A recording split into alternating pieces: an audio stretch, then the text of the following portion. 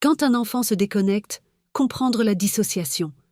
Parfois, un enfant semble ailleurs. Il ne répond pas, il fixe dans le vide, il sourit sans raison, ou au contraire, il est très calme, trop calme, et on se dit, il rêve, il est timide, il est dans sa bulle. Mais parfois, ce n'est pas juste une bulle, c'est un mécanisme de survie. Ça s'appelle la dissociation. La dissociation, c'est quand l'enfant se coupe de ses émotions, de son corps, de l'instant présent, pour se protéger. Son système nerveux est en surcharge. Il ne peut ni fuir, ni se battre. Alors il quitte la scène intérieurement pour ne pas ressentir la peur, l'angoisse, l'impuissance.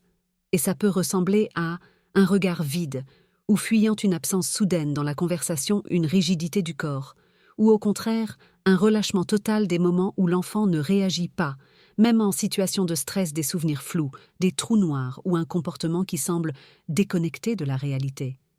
Ce n'est pas du désintérêt, ce n'est pas de l'insolence, ce n'est pas un manque d'intelligence. C'est un cerveau en mode survie.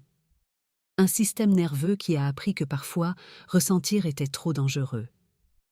Et ce qu'il a vécu pour en arriver là n'est peut-être pas visible. Mais c'est bien réel.